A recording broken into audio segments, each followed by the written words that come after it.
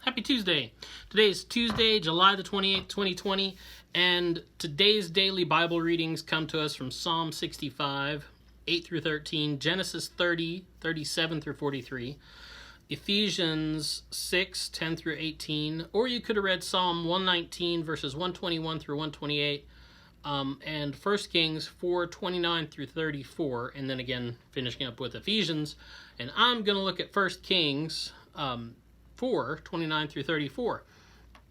And it talks about wisdom, specifically the wisdom of Solomon. In the ancient world, wisdom was a big business. It was a big deal, and kind of a pastime and a hobby for people to collect what people knew, collect books of wisdom and sayings of wisdom, come up with their own. And there were people who made a name for themselves doing this. And you probably heard of them. There's people like, Ethan the Ezrahite, and Herman and Calcol, and let's see, who else?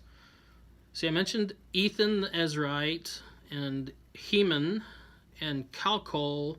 Oh, Darda, this guy named Darda, and then the Children of Mahol. I'm sure you've heard of all of those, right?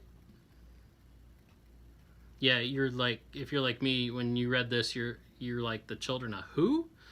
And that's kind of the point of today's text. You don't remember their names, do you? Like I said, wisdom was a big business, and people went out of their way to collect these sayings of wisdom and to put them together and to say wise things and to know all these, proverbs and things like that.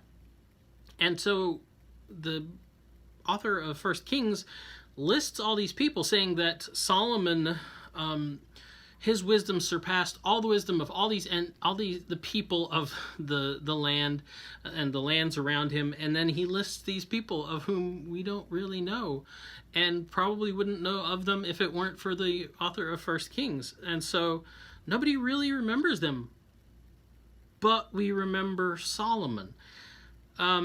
Solomon's job, he was the king of Israel. He followed on the footsteps of his father David.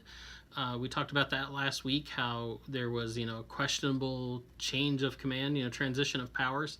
And we remember him as being this king for several things. This king who led Israel into this golden era, and golden in other words for the fact that it was this like really great time in the history of Israel, and also golden for the fact that they had a lot of wealth. And that's one of the things we remember him for, that he liked to have a good party, and that he was a wise judge and king over Israel. His job was kind of to drink wine and know things, and that's really what he did. He drank a lot of wine, had a good time, wasn't afraid of that. We have a whole thing called Song of Solomon that's all about him having a good time, if you want to read on that.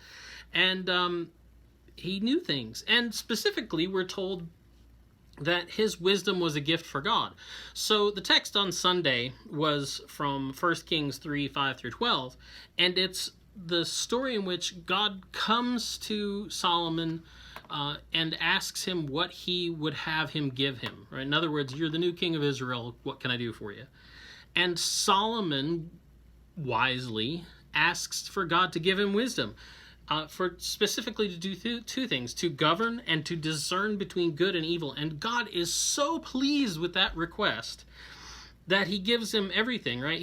God says, you could have asked for wealth or for me to kill all your enemies, all this stuff, but you asked for something that's really, really useful and something that I'm very willing to give you. And as a result, that's probably why the kingdom did so well. He got a lot of other stuff with it, So he asked for this wisdom from God to discern, and in order to discern between good and evil, and to govern his people well and wisely. And then the text yesterday that I didn't look at was also from 1 Kings 3:16 through 28, and that's the famous story about the woman who had stolen another woman's child, and the case comes before him, and he basically uses this wisdom to discern between good and evil and to trick the false mother into showing her true colors, and gives the child back to its the true mother. And so he had been given this gift. He had all this wisdom, so much that it surpassed the wisdom of all the wise men in the countries around him. And so the fact that while we don't remember them, we remember Solomon. And he just knew stuff. That's the other thing that the author of 1 Kings tells us about today. It wasn't just that he knew this stuff about how, all these, how to write good judgments and things like that, but he just knew stuff in general. Like, he was the guy you wanted to go to trivia tonight. I bet he was like killer at trivia night down at the pub, because he knew everything. It says that he would talk about, he'd like talk about trees, everything from cedar trees from Lebanon all the way down to like the hyssop that grew along the wall. He knew all about them.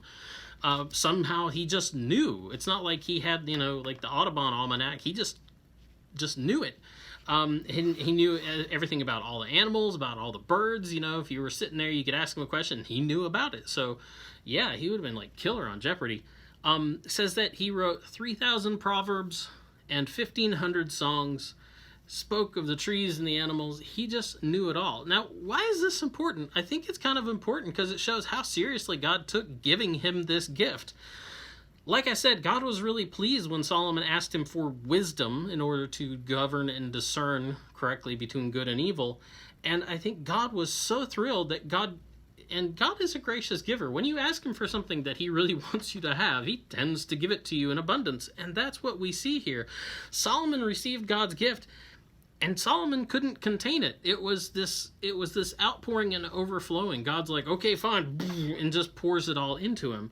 And so Solomon received God's gift, and he couldn't contain it. And my question is, like, have we asked really for God to give us this kind of gift, and could we contain it? There's a different gift that we've been given by one who's greater than Solomon that we're told about constantly in the Gospels. This person called Jesus Christ, and he is offered to give us much more than Solomon ever had. One who is greater than Solomon has come to be with us and is willing to give us gifts greater than what Solomon asked for. And have we asked? And if we've received it, can we contain it? It's a good question to end the day on. Have a good afternoon and evening, and we'll be back tomorrow. Boop.